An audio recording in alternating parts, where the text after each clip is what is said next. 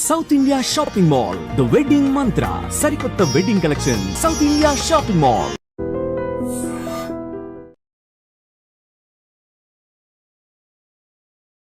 కొనసాగిస్తా ఉన్నారు. చాలా అంటే చాలా బాధాకరమైన సంఘటనని చెప్పుకోవచ్చు.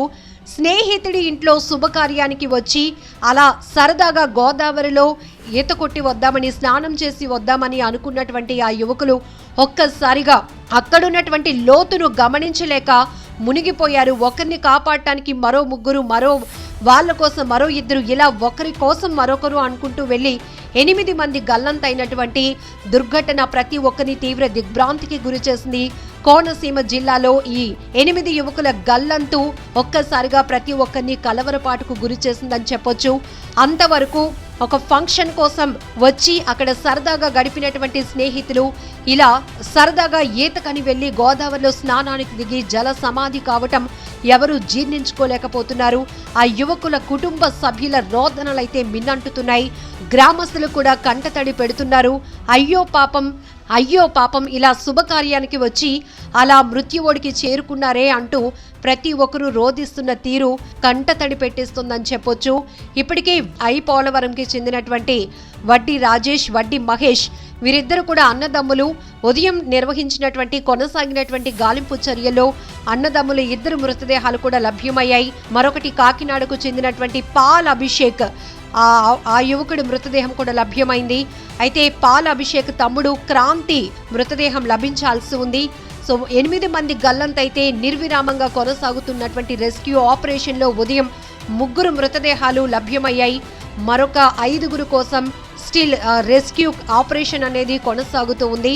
మృతదేహాలనైతే స్థానిక ప్రభుత్వ ఆసుపత్రికి అయితే తరలించడం జరిగింది. సో ఇప్పటికే అధికార యంత్రాంగం అంతా ఘటనా స్థలికి చేరుకున్నటువంటి పరిస్థితి. ఒక మృతదేహం పైకి తేలినట్టు కనిపించింది. మరొక 2 మృతదేహాలు సంఘటన జరిగిన చోటే లభ్యమయ్యాయని కూడా స్థానిక ఆర్డీఓ చెప్తున్నారు. సో అలాగే ఈ పూర్తి స్థాయిలో ఇక్కడ మనం చూడొచ్చు, బుద్ధ గౌతమి గోదావరి తీర ప్రాంతం ఎప్పుడు కూడా ఆటుపోట్లతో ఉంటుంది. కానీ పైకి మాత్రం చాలా ప్రశాంతంగా కనిపిస్తోంది. లోతు గమనించక చాలా మంది సరదాగా ఆహ్లాదంగా గడపడానికని గోదావరిలో నడుచుకుంటూ వెళ్తూనే ఇలా ప్రమాదాలకు గురవుతారు అనేటటువంటి పరిస్థితులు కూడా వ్యక్తమవుతున్నాయి. మరొక వైపు సముద్రం ఎగువ ప్రాంతం యానాం నుంచి నిరంతరంగా ఆటుపోట్లు ఉంటాయి కాబట్టి పైకి మాత్రం ఎత్తు ఎప్పుడూ కనపడదు. అలానే అమావాస్య రోజులు కాబట్టి ఆటుపోట్లు ఎక్కువగా ఉంటాయి. అయితే ఇది గమనించలేనటువంటి ఆ యువకులు ఇక్కడ మనం చూడొచ్చు, గల్లంతైన 8 యువకులు కూడా 13 సంవత్సరాల నుంచి 19 ఏళ్ల వయసు ఉన్నటువంటి వాళ్ళు, చాలా బ్రైట్ ఫ్యూచర్ ఉన్న వాళ్ళు ఒక్కసారిగా ఇలా సరదా కోసం గోదావరిలో దిగి మునిగిపోయి తమ ప్రాణాలు కోల్పోవటం అనేది ఎవరు జీర్ణించుకోలేకపోతున్నారు. ఒక్కసారిగా కాకినాడ, మండపేట, పోలవరం, షేర్లంక పరిసర ప్రాంతాల నుంచి పెద్ద ఎత్తున జనాలు కూడా అక్కడికి చేరుకుంటున్నారు. అయ్యో, ఇలాంటి దుర్ఘటన గతంలో ఎప్పుడు కూడా మేము చూడలేదు. నిన్నటి వరకు ఫంక్షన్లో టైం స్పెండ్ చేసిన వాళ్ళు ఒక్కసారిగా ప్రమాదాన్ని గమనించలేక గోదావరిలో సరదాగా ఈతకని వెళ్లి ప్రాణాలు కోల్పోవటం అనేది చాలా బాధాకరమైన విషయం. ఆ కుటుంబ సభ్యుల రోదనలు మిన్నంటుతున్నాయి. గుండెలు బాదుకుంటూ ఆ తల్లిదండ్రులు రోధిస్తున్నటువంటి తీరు, ప్రతి ఒక్కరూ ఆ యువకుల కోసం కన్నీళ్లు పెట్టుకుంటున్నారు. మరొక వైపు గల్లంతైనటువంటి ఈ 8 మంది యువకుల కోసం నిన్నటి నుంచి నిర్విరామంగా కొనసాగుతున్న రెస్క్యూ ఆపరేషన్లో 6 డ్రోన్స్ కూడా ఫ్లై చేసి వాళ్ళ ఆచూకీ కోసం ప్రయత్నాలు కొనసాగుతున్నాయి. 3 పోలీసుకు సంబంధించినటువంటి డ్రోన్స్, అలాగే లోకల్గా 3 డ్రోన్స్ కూడా ఫ్లై చేస్తూ ఈ రెస్క్యూ ఆపరేషన్ అనేది కంటిన్యూ అవుతోంది. ఎస్డీఆర్ఎఫ్ బృందాలు, మత్స్యకారులు, గజ ఈతగాళ్లు, స్థానికులు కూడా అక్కడికి పెద్ద ఎత్తున చేరుకొని ఈ రెస్క్యూ ఆపరేషన్ కొనసాగిస్తూ ఉన్నారు. అయితే ఎక్కువగా పరిసర ప్రాంతాల్లో ఇసుక తవ్వకాలు కూడా జరుగుతున్నాయి కాబట్టి ఈ మృతదేహాలు, గల్లంతైన వాళ్ళ మృతదేహాలు ఊబిలో కూరుకుపోయి ఉంటాయి అనేటటువంటి అభిప్రాయాలు కూడా వ్యక్తమవుతున్నాయి. ఆ నేపథ్యంలో ఆ రకంగా కూడా అక్కడ రెస్క్యూ అయితే కొనసాగిస్తూ ఉన్నారు. ఏదేమైనా కూడా కోనసీమ జిల్లాలో తీవ్ర దుర్ఘటన అని చెప్పొచ్చు. ఇది విషాదకరమైనటువంటి సంఘటన. సరదాగా ఈతకు వెళ్లి గోదావరిలో మునిగిపోయి 8 మంది జల సమాధి కావటం, మృతదేహాల కోసం గాలింపు చర్యలు నిర్విరామంగా కొనసాగుతూ ఉండటం ప్రతి ఒక్కరిని తీవ్ర కలవరపాటుకు గురి చేస్తోంది. మధ్యాహ్నం కల్లా మిగతా 5 మృతదేహాలు కూడా లభ్యమయ్యే అవకాశం ఉన్నట్లు కూడా అంచనా వేస్తున్నారు. ఏది ఏమైనా ఈ వేసవి కాలం కాలంలో చాలా చాలా ప్రమాదాలు జరుగుతూ ఉన్నాయి. ముఖ్యంగా పిల్లలు, యువకులు సరదా కోసం వెళ్తున్నారే తప్ప అక్కడ ఉన్నటువంటి ప్రమాదాన్ని మాత్రం వారు గుర్తించలేకపోతున్నారు. నీటి ప్రమాదాలు ఎక్కువగా జరుగుతున్నాయి. బీచ్లో స్నానానికి దిగి అక్కడ ప్రమాదం పొంచి ఉంది, హెచ్చరిక బోర్డులు ఉన్నప్పటికీ కూడా వాటిని ఏటిని ఖాతరు చేయకుండా అక్కడ లోకల్గా ఉన్నటువంటి గార్డ్స్ కావచ్చు, అలాగే గజ ఈతగాళ్ళు హెచ్చరించిన కొంతమంది ఆ విషయాలేవి కూడా చెవులకు ఎక్కించుకోకుండా ఆ సరదా కోసం పూర్తి ఎంజాయ్మెంట్లో మునిగిపోతూ. నా పేరు కొండపూటి శ్రీనివాసరావు అండి.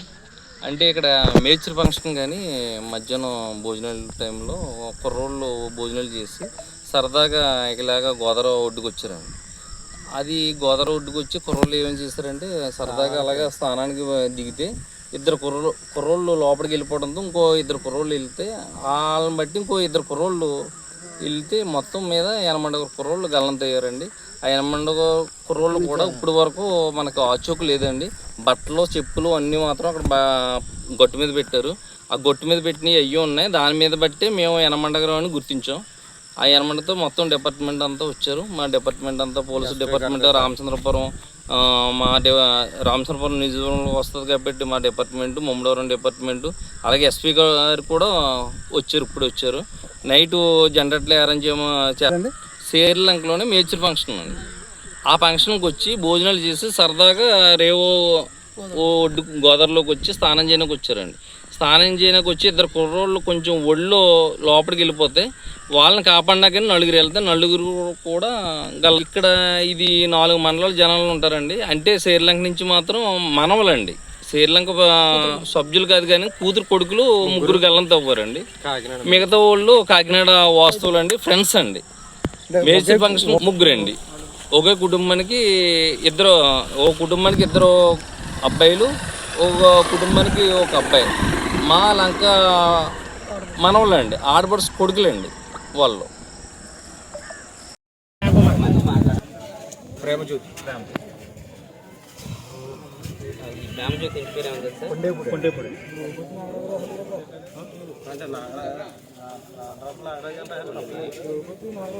ఒక నిమిషం. కొండేపూడి సరే. ఇప్పుడు ఇక్కడికి ఎవరెవరు వచ్చారు? 8 మంది.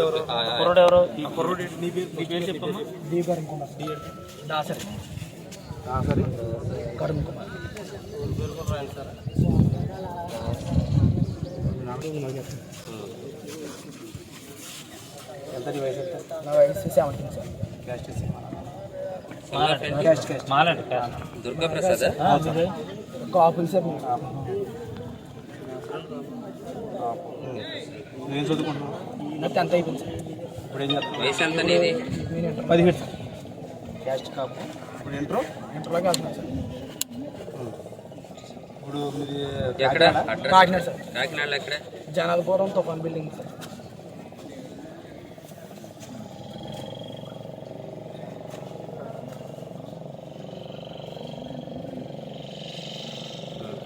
ఫోన్ నెంబర్ సార్ చెప్పు. 81860077. నీతో పాటు 2 అతను వచ్చారు. క్రాంతి సార్. నీ పేరు? మేడిశెట్టి సార్. ఎన్ని గంటలకు రాసుకోండి సార్? మేడిశెట్టి శరణ్ రోహిత్. 3 గంటలు. మీరు 3 అంటే చాలా లేట్గా చెప్పారు. సరే 3 వస్తారు. మీ నాన్న పేరు? మేడిశెట్టి ఎంతమ్మా? శరణ్ రోహిత్ సార్. గణేష్. మీ నాన్నగారు లేదా? మీ వయసు ఎంత? 20 సార్. Caste BC settlement. ఏం చదువుకున్నాను? నేను 10th అయింది సార్. ఇప్పుడు ఏం చేస్తున్నాను? Part time. ఏంటి? నీది ఎక్కడమ్మా? రామచంద్రపురం. నీది రామచంద్రపురమా? నువ్వెలా ఇక్కడే వచ్చావు? మా ఫ్రెండ్ వాళ్ళ చెల్లి ఫంక్షన్ సార్ ఇది. నేను ఏం చేశానంటే కాకినాడ నుంచి మా ఫ్రెండ్ ఇంటికి వెళ్ళి అక్కడ నుంచి అందరూ కలిసి వచ్చాం. Phone number 7013557222. నెక్స్ట్ మీ నాన్నగారి పేరు? కుమార్. ఏం చేస్తారు మీ నాన్నగారు? ఉన్నారా? ఉన్నారు కదా. ఎంత నీ వయసు? 27. క్యాస్ట్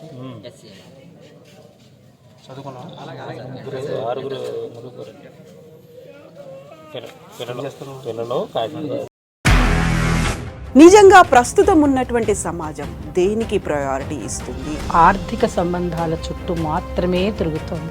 మళ్ళీ ఎన్నికలంగానే చాలా విరక్తి కలుగుతున్నాం. మంచి అనిపిస్తుంది కదా, లేడీస్ కూడా ఛాలెంజింగ్ జాబ్స్ చేసినప్పుడు చాలా బాగుంటది. ట్రాఫిక్ అసిస్టెంట్స్ గా నియమించిన ట్రాన్స్జెండర్స్ అందరితో సాల్యూట్ చేయించుకుంటున్నారు. ఫుడ్ డెలివరీ ఇవ్వటానికి వెళ్ళినటువంటి డెలివరీ బాయ్ అనిల్ పై కళ్ళ ముందు